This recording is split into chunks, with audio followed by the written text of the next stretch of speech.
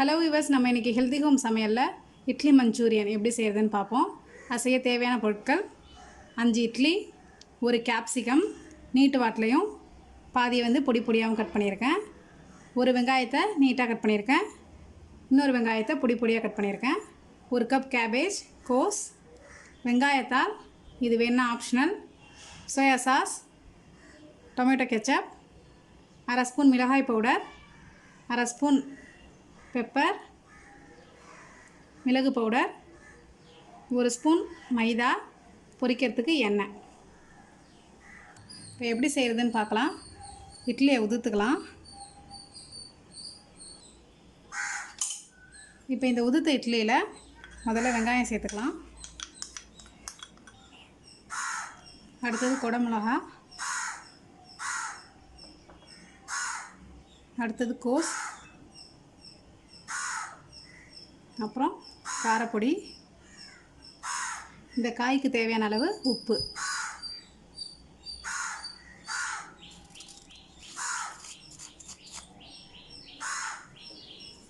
இது நல்லா மிக்ஸ் பண்ணிக்கலாம்.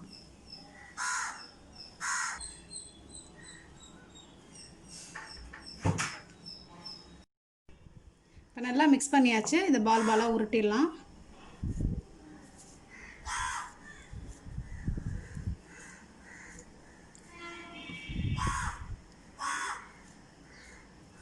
நல்லா டைட்டாக உருட்டிக்கோங்க. இந்த மாதிரி எல்லாத்தையும் உருட்டி எடுத்து வச்சுக்கலாம். இது உருட்டுற நேரத்தில் எண்ணெயை வந்து நான் சூடு பண்ணியிருக்கேன் அடுப்பில் பொரிக்கிறதுக்காக. எல்லாத்தையுமே நான் இப்போ உருட்டிட்டேன். அடுத்தது பொரிச்சு எடுத்துக்கலாம். எண்ணெய் சூடாகிட்டு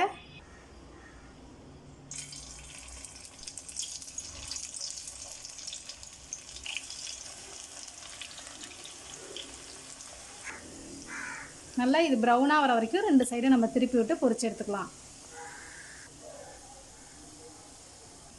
இந்த இட்லி பார்த்திங்கன்னா எண்ணெயில் பொரியும் போது நல்ல வாசனையாக இருக்குது. ஃப்ளேவர் பயங்கரமாக இருக்குது. இப்போ இது நல்லா பொரிஞ்சிட்டு இதை எடுத்துடலாம். அடுப்பையும் ஆஃப் பண்ணிக்கலாம். நல்லா இட்லி நல்லா டைட்டாக உருட்டி போட்டிங்கன்னா தான் நல்லா உதிராமல் வரும்.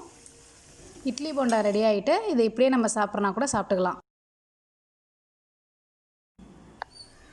அடுத்ததாக அடுப்பில் பேன் வச்சு அதில் 2 ஸ்பூன் ஆயில் சேர்த்துக்கலாம்.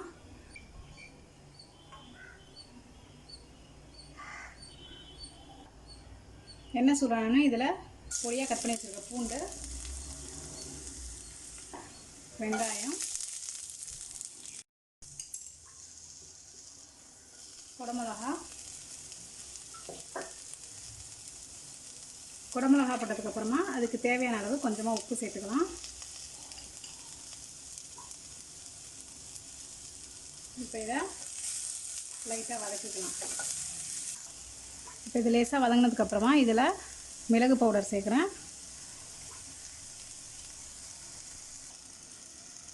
இப்போ இதில் நான் ஸ்ப்ரிங் ஆனியன் சேர்க்குறேன். 2 ஸ்பூன் சோயா சாஸ்,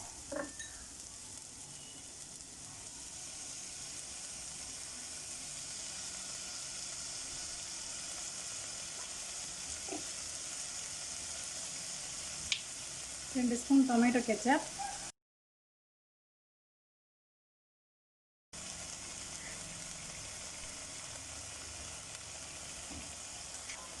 சேர்த்து வதக்கிக்கலாம் லேசாக.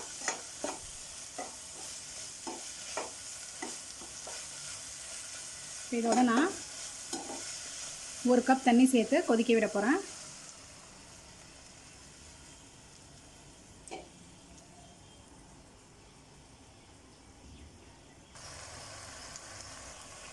இப்போ இது 1 நிமிஷம் கொதிச்சுட்டு மைதா பேஸ்ட்டு சேர்க்க போகிறேன். தண்ணியில் இந்த மைதா மாவு போட்டு கரைச்சிக்கிறேன். கட்டி இல்லாமல் கரைச்சிட்டு இதோட சேர்த்துக்கலாம்.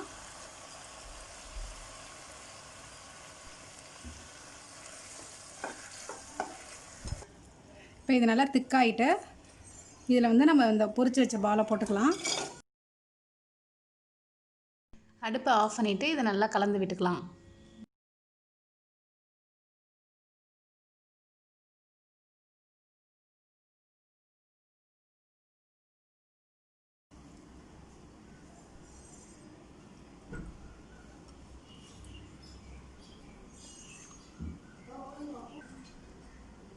நீங்களும் இந்த இட்லி மஞ்சூரியன் ரெசிபியை ட்ரை பண்ணி பாருங்கள்.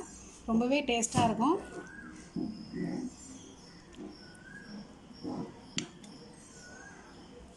இன்னொரு வீடியோவில் நான் உங்களை சந்திக்கிறேன். அதுவரை உங்களிடமிருந்து விடைபெறுவது சித்ரா. அன்பால் இணைவோம், ஆரோக்கியமாக வாழ்வோம்.